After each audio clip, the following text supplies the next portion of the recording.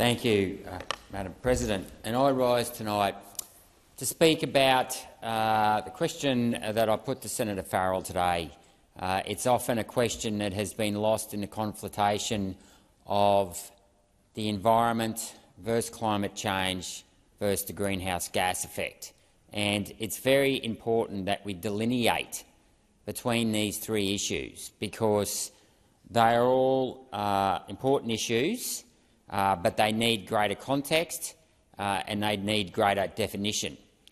Now, when it comes to the environment, one of the things I've hated about this whole climate change debate and the conflation with the environment is that somehow, if you don't buy into, and I just want to clarify this, I care very much and deeply about the environment. You can do that and then not believe in the actual greenhouse gas effect, and that's not saying that you don't think that CO2 doesn't absorb and emit photons. It does.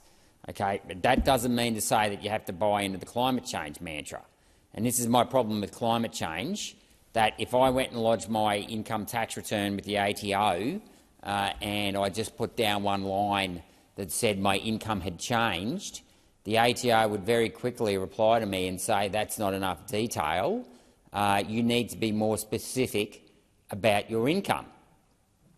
And this is the problem with climate change, is that we're spending billions and billions of dollars, and I don't want to go down the renewables rabbit hole because I've done it to death in this chamber, on renewables to actually supposedly lower CO2 that is then supposedly going to control the temperature. By how much, we don't know. But this is the point, is that no one is able to specify, if we spend this much money, what will the outcome be? Now, if we have to, when we lodge our tax return with the tax office, be specific, I think it's only fair that governments, and it's both the major parties have hopped onto this climate change mantra, define exactly what it is that you're going to get for the billions and billions of dollars in taxpayer spending.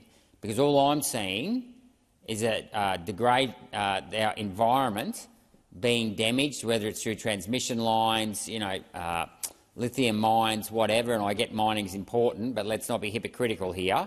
It does impact the environment, whether it's coal mining or lithium mining. We're not getting a clear outcome. We're getting higher energy prices and various reasons for that, but the reduction in the use of baseload energy is partly responsible for that as well. So we need greater definition around that. But that shouldn't be conflated with someone's passion for the environment. Okay? And that's the thing. We can all agree that we want good things for the environment, better riparian, cleaner waterways, riparian zones. We don't want plastics in the ocean.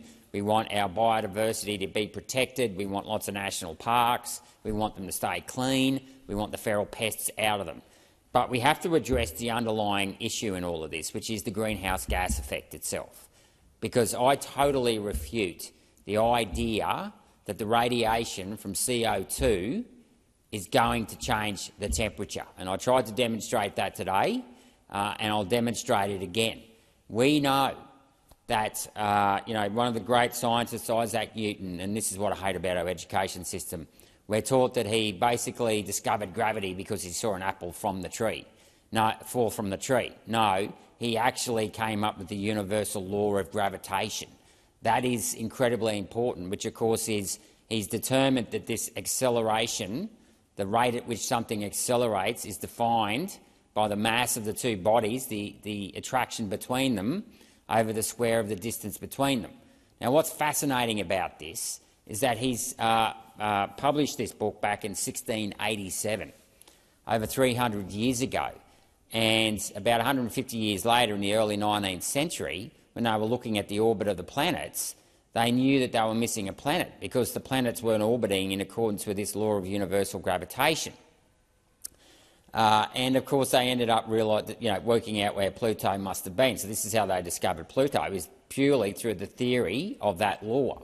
Now, take that law and then combine, and that law involves mass. You then take Einstein's 1905 law, which involves mass, which is the mass-energy equivalence, and then the 1915 law of general theory of relativity, which involved acceleration, which combines all three. And we need to understand that it's mass that drives temperature and not radiation.